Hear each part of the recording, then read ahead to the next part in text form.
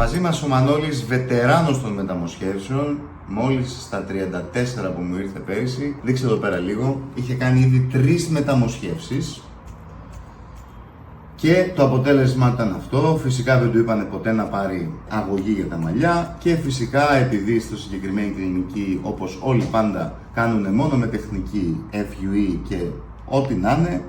Κοιτάξτε εδώ πέρα πως είχε καταστραφεί πραγματικά η δότρη. Δηλαδή όλο αυτό που βλέπετε εδώ πέρα είναι νεολές. Παρ' όλα αυτά κατάφερα και βρήκαμε 3.000 τριχοθυλάκια και κάναμε μια επιδιόρθωση και είμαστε εδώ. Και πριν είχε μακρύ μαλλί και τώρα έχει λίγο μακρύ μαλλί, αλλά τώρα επειδή έχει πολύ περισσότερο μαλλί μπορούμε και έχουμε μια ωραιότατη κάλυψη από μπρος μέχρι πίσω. Μακάρι να μπορούσα να είχα πάρει και άλλα τριχοθυλάκια. Έχω ομογενοποιήσει τη δότρια, δηλαδή οι ζημιές που είχε πριν τις έχω κατά κάποιο τρόπο κρύψει μέσα σε μια ομογενοποίηση και είμαστε εδώ πέρα. Μανώλη, κάτι μου είπες εσύ πριν όταν ήρθες, για πες τι είπες. Μακάρι να σας είχα ανακαλύψει νωρίτερα, γιατρέ. Αυτό είπα, διότι μετά από 3 μεταμοσχεύσεις δεν περίμενα να είχα αυτό το αποτέλεσμα.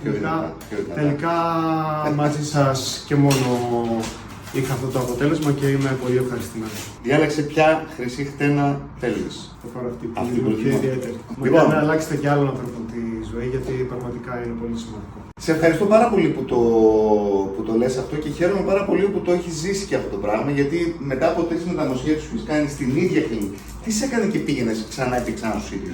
Νόμιζα ότι απλά το πρόβλημά μου συνεχίζει να μεγαλώνει και νόμιζα ότι κάνοντας κι άλλες θα βελτιωθεί και θα φτάσω σε ένα επιθυμητό αποτέλεσμα. Δεν γνώριζα ότι απλά δεν ξέρουν τι ακριβώς πρέπει να κάνουν. Δεν στα βρέχω τώρα τα μαλλιά, έχει ραντεβού το παιδί μετά να το μην το γίνει και έχει και κρύο έξω. Παρ' όλα αυτά, έλα λίγο να ξαναδείξουμε και από εδώ ότι προσθέσαμε 3.000 τριχοθυλάκια, εντάξει.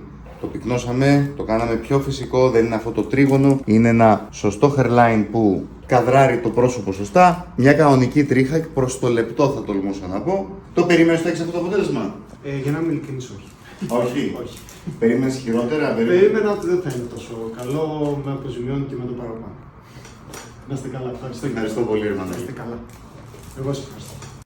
Θέλεις να βλέπεις κάθε εβδομάδα καινούρια βίντεο με περιστατικά πριν μετά ασθενών μεταμόσχευση μαλλιών? Γράψου στο κανάλι μου.